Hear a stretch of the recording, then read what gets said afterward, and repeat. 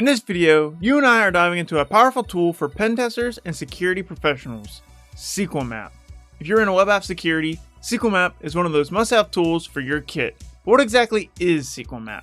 At its core, SQLmap is an open source tool that automates the process of finding and exploiting SQL injection vulnerabilities in web applications. Hi, my name is Kyser Clark. I have over 6 years experience in cybersecurity and I currently work as a full-time penetration tester, and I'm here to help you grow your hacking and cybersecurity knowledge. Now, what makes SQLmap especially handy is its ability to go beyond just finding vulnerabilities. With a single command, you can leverage it for database fingerprinting, data extraction, and even accessing the underlying file system if the conditions are right. We'll go through a technical demonstration later on, but first, let's understand why SQLmap and SQL injection are so relevant to the cybersecurity world. So why does SQL injection matter and how does it actually work? Simply put, SQL injection is a technique where attackers can manipulate SQL queries that are running on a web application's database. If a web app doesn't properly sanitize user inputs, an attacker could inject malicious SQL code into a query, tricking the database into doing things it wasn't supposed to do. This can mean accessing private data, bypassing login credentials, or even taking full control over the whole database. The reason it's so dangerous is because SQL injection targets the very data that apps rely on, whether it's usernames, passwords, or financial records. And that's why SQL injection continues to be a top risk on the OWASP top 10 list year after year. If you want to learn more about SQL injection basics, check out my past live stream from the Portswigger Web Security Academy where I went through the SQL injection learning path. Alright, now you know what SQL injection is, but let's talk about why SQLmap is so valuable for pen testers. Normally, testing for SQL injection manually can be time consuming and easy to miss if you're dealing with complex queries or large applications. SQLmap automates the whole process, identifying where vulnerabilities might be hiding and even allowing you to exploit them under controlled conditions. For pen testers, SQLmap speeds up web application security assessments significantly, and you can customize your scans and select specific parameters that you want to test. Plus, if you're on a time crunch during an engagement, SQLmap's automation is a lifesaver. So with SQL injection risk in mind, let's dive into SQLmap and how it works in practice. Before we dive into the technical demonstration, do me a favor and hit the like button and subscribe for more hacking and cybersecurity content. This demo is for educational purposes only. Ethical hacking is legal and differs from illegal hacking. Always ensure you have legal permission before performing what you see in this demo. Alright, so here we have a web application that is a chat AI, and it has a login screen that is vulnerable to SQL injection. So in order to test this with SQLmap, this is what I would do. So I would give the parameter some data here. So we'll just give it some dummy data. So we'll just give it an email address and then a password. And then what I want to do is use Burp Suite to help me out. And I'm going to intercept this request. If you don't know how to use Burp Suite, I do have a full video tutorial on how to use Burp Suite. So if you haven't seen that video or you don't know how to use Burp Suite, you can check that out if you want to learn how to use Burp Suite a little more in depth. But just know that this is Burp Suite, which is a free tool. I'm using the professional version here, but the community version, the free version, would work exactly the same way. And Burp Suite is a tool that you should be using anyways in web application assessment. So there's really no reason not to be using Burp Suite for SQLmap. You don't have to use Burp Suite. You can use other tools, and you can also have SQLmap do different ways, but I like to use Burp Suite to capture the request, and I'll show you why, because it makes it incredibly easy. So we intercept this request by hitting intercept, come back over here, and we're going to send our dummy data. So we'll hit continue. This is the request that we just sent. So you can see this is we're sending a get request to here, and then we have the email with the email I supplied with the password test, which is what I just supplied. Now we can take this, right click, and copy to file. And then we'll save it in a file called request.txt. It already exists. But if it doesn't exist, go ahead and make it. You can call whatever you want, by the way. It doesn't matter what you call the file. And then on SQLmap, you would run SQLmap-r request.txt or whatever you called your file that you just saved. And then I like to do -s level 5, which is the highest possible level, and -s risk 3, which is the highest possible risk. And the reason why I do that is because all it's doing is it's just sending it more queries. And the more queries you send, the more likelihood of you finding a SQL injection vulnerability. However, it is a high risk for a reason. So there is a potential that you could accidentally DOS, denial of service, the database. And there's also a possibility of even modifying the database unintentionally. So just know that. However, I have never accidentally destroyed a database by doing level 5 risk 3. So that's what I do. But just know if you're on a really sensitive engagement where data is paramount, consider lowering the level and lowering the risk. But generally speaking, when I'm on web app tests in the real world, I'm on a non-production system. I'm on a sandbox or a stage environment, and I can take risks like this to find vulnerabilities. And then I like to throw in -- batch, and all that is saying is it just automatically accepts the default answer as it's doing its queries. So as you can see, I've already ran this because Sqlmap is actually pretty slow. So for this first command, I already pre-ran it because it could take 20 to 30 minutes to fuzz a single parameter. And going back over here, when you just send this into a file, what it's going to do, it's going to test every single parameter. So it's going to test email, password, and cookies if it doesn't find anything in the first two parameters. So this is a full test. And you can actually test parameters by themselves by doing this. So you could, let's just go ahead and send this to repeater so I can type. So if you want to test only the email field, if you just put an asterisk right here, you would test only email. If you want to test email and password only, you would put an asterisk right here at the end of the password. If you wanted just to test just password, then you would get rid of the asterisk here, and wherever that asterisk is, that's just going to get tested. If you don't put an asterisk on anything, then everything gets tested. So once again, asterisk, we're testing just that parameter. No asterisk means we're testing all the parameters, and if you want to fuzz just like a select 2, you could put 2 asterisks right here. And I'm going to give you another example of a request on a different web app. So let's go ahead and send this to repeater. So you can see this is a different web app. And you can see that we're not sending a GET request, we're sending a POST request, which is actually more likely that you're going to send a POST request. But username and password should be sent over a POST request. So a lot of training will, not a lot, but there's a good chance that you're going across GET requests in training for submitting username and passwords. But more times than not, in the real world and in more advanced training, you're going to see a POST request. If you don't know the difference between a POST and a GET request, I would highly recommend taking a Web Fundamentals course to know the difference between what a GET request and a POST request is.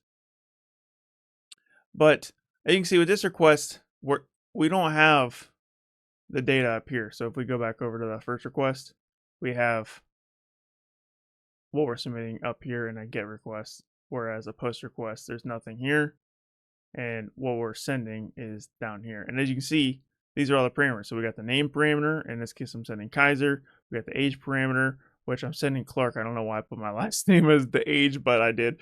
And then gender, male, email, test@test.com, and you get the idea. So we got multiple parameters that are all highlighted in blue here.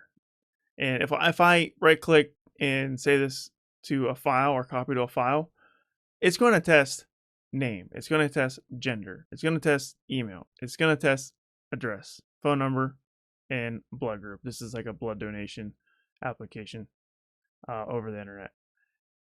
But if you just want to test a single parameter, again, it's the same thing. Just put an asterisk right here, and that's the only thing that's going to get tested, just the name field. If I want to test name and age, then I would put an asterisk here too. And wherever there's an asterisk, that's what's going to get tested. And if there's no asterisks, like I said before, everything will get tested. Obviously, the more things that you tell Sqlmap to test, the longer the test is going to take. And typically speaking, like I said, a parameter can take up to 20 to 30 minutes to test if you are doing the highest level risk, because there's a lot of entries that get sent. And as you see, when we run the command for Sqlmap, we get all kinds of information. Also, it's a fun fact and a note that almost every time you run Sqlmap, you're going to see this. Might not be injectable. Username or parameter email might not be injectable. And in this case, it was injectable. So typically speaking, when you see this warning right here, it's almost always a lie. Like, I would just ignore this, because everything that I ever find that's injectable with Sqlmap, it tells me it's not injectable at first. And then as it does its tests, you can see it literally tells you line by line like what it's doing.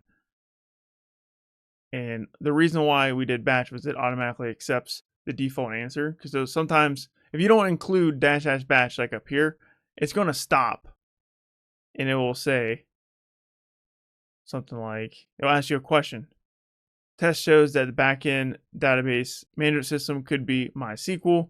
It looks like the backend database management system is MySQL. Do you want to skip test payloads specific for other database management systems? And they'll say Y for yes or N for no. And it automatically picked yes for me. So if I didn't put batch, it would stop this test. It would wait for my response. Now, in a lot of cases, you might want to go against the defaults. And there's been many cases where the default answers don't find vulnerabilities. And when you give it the opposite answer, it will find a vulnerability. So if you find something and you're not getting the results you're looking for, take off batch and then maybe try it again with some of the non-default responses. All right, so here we have another question. So it'll stop. It'll say, do you want to try with random integer values for option -- union character? And then you can select yes or no. But if you do batch, it automatically selects yes, which is the default. And you can tell what the default is by the capital or lowercase letters. So in this case, yes is the default, so that's what it's picked. Sometimes no is a default, but not, like for example right here, email parameter is vulnerable. Do you want to keep testing the others, if any? And if your goal is to only extract data, like if you're doing a CTF or if you are doing a red team engagement where you're not trying to test everything, your sole goal is to just get in the database, then no is the right response here. But if you're on a web application assessment, a penetration test where you need to test everything, then you definitely don't, or you probably don't want to skip this, and you probably put yes here. So as you get more experience, you're going to learn what to pick yes on and what to pick no on. But almost always for me, like, I'm just going to do batch and just accept the defaults at first. And if I see anything interesting in the data here, then that might make me want to run it again with different selections. So you just kind of play around with it. Every database is different and behaves differently because there's different kinds of vulnerabilities out there and there's different data that's in it. So you do have to play with it. But I would say I almost always start with -- batch, because I don't know what I'm getting into usually when I start a Sqlmap, and that's where I start. Anyways, moving on, as you can see, as it does all its testing, eventually it does find that the email field's injectable, and then we pick no here to test nothing else, and then it will tell you, these are the SQL injections that we got to work, basically is what Sqlmap's telling you here.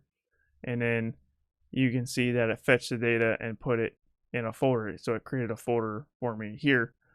And once you get that, you can actually just hit the up arrow key and then do --DBS, which is stands for databases. And then if you push enter on this, it's going to show you all the databases that are in this application. So you see we got available databases, 6. We have AI, information schema, MySQL, performance schema, PHP-MyAdmin, and test. And if I wanted to look inside of AI, for example, I could do up arrow key and I can do -D and I can select the database. In this case, let's say we want to look into AI because that looked interesting, especially since it's an AI application and it's not a default. So information schema, MySQL, performance schema, PHP-MyAdmin is the defaults typically, and then test, that's not default, it's just a test. So there might be interesting data in there, but AI really sticks out to me here. So we would do -D for database and then AI. And then what you would do if you wanted to see the tables, you would just do --tables. Push enter on this, and it will give us all the tables within the AI database. And as you can see, it only has one table. So there's one table called user. So if I wanted to see what was inside the user table, I would just hit the up arrow key, and then we would -D AI, and then we would delete --tables, and then we would do -T, capital T for tables, and then we would give it the table name. So in this case, it's user, and then we would push enter on this. I forgot to hit --dump. So if we want to dump the table, you would do --dump. There we go. And as you can see, it dumped that table.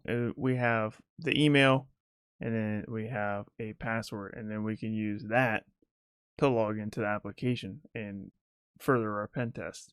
You can also dump the entire database at one time if you don't want to do table by table. So in order to do that, you would just do, it's pretty similar. You just got to do the same command, SQLmap-r request.txt, and then whatever level you want, whatever risk you want. And if you want to throw on batch, you can do that as well, which I like to do. And then --dump. So you don't need to select a database. You don't need to select a table. This is going to dump every single table and every single database. And then you would push enter on this. And the reason why I didn't show you that first is because typically speaking, there's a lot of information in databases. And the more information there is, the slower it takes to get to you. So in this case, the only information that it's given us is that one table because it's a very small sample database. But if it was a big database, it would give us so much information that we wouldn't want to dump it all. But if you have time, this is a very valid option, --dump. And sometimes you do want to use this because you want everything. But sometimes, especially in CTS or in a red team engagement, you only want, username and password. You don't need to know everything else. So it really just depends what your objective is, but you can dump everything at once with --dump without selecting a database or a table. Sometimes you can actually spawn a SQL shell depending on the type of vulnerability it is and what kind of database it is. In order to do that, it's the same command we was running before, but this time we are doing a -SQL-shell. Push enter on this, and as you can see right here, we have a SQL shell prompt, which gives us the ability to pretty much do whatever you would be able to do if you logged into a SQL server through the command line.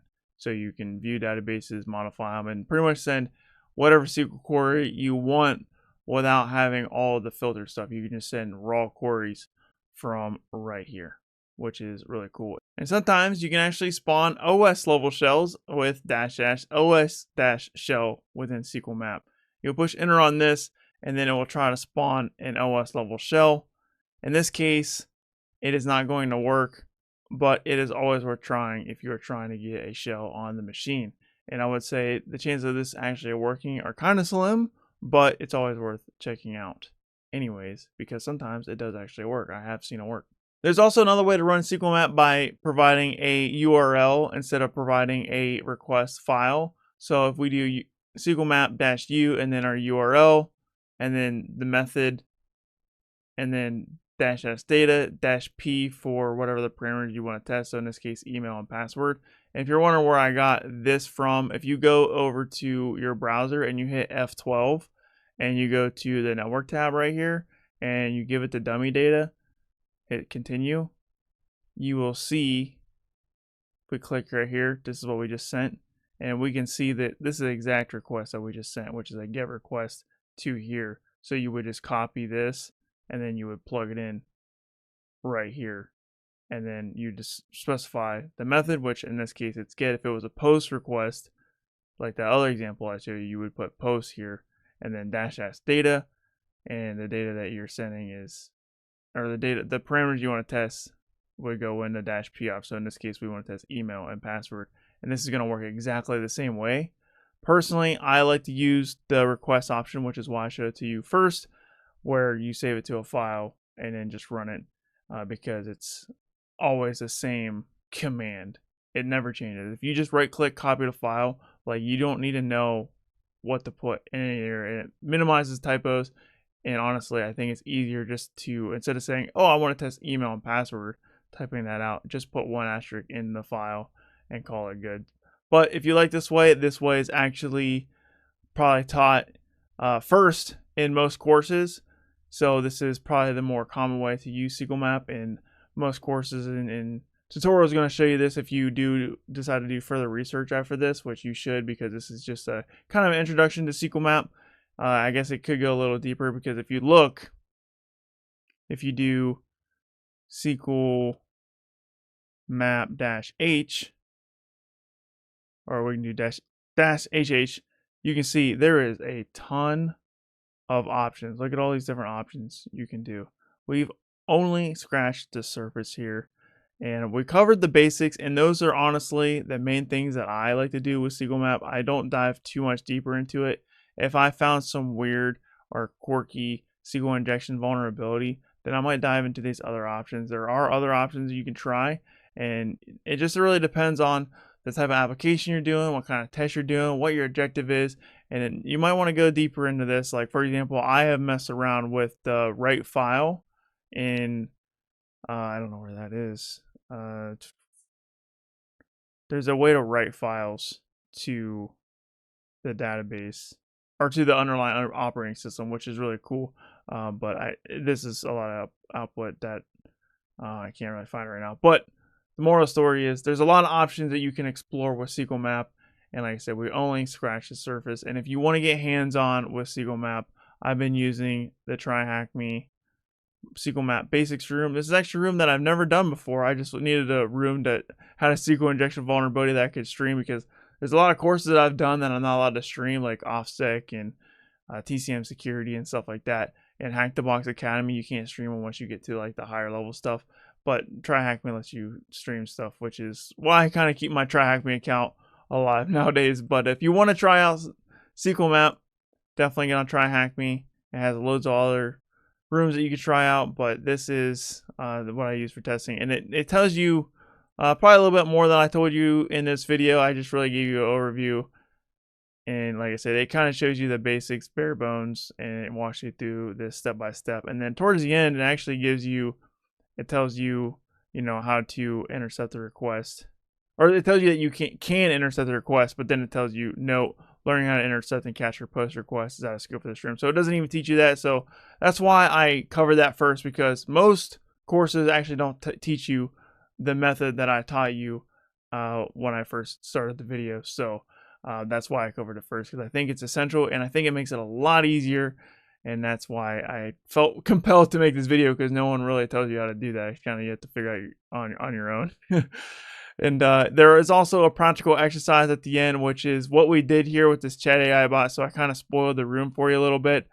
But if you want to try out, maybe some more of those other options and actually get the answers here, and yeah, have fun. There's also another room for Sqlmap. If we go to learn, search, and you just come over here and type in Sqlmap,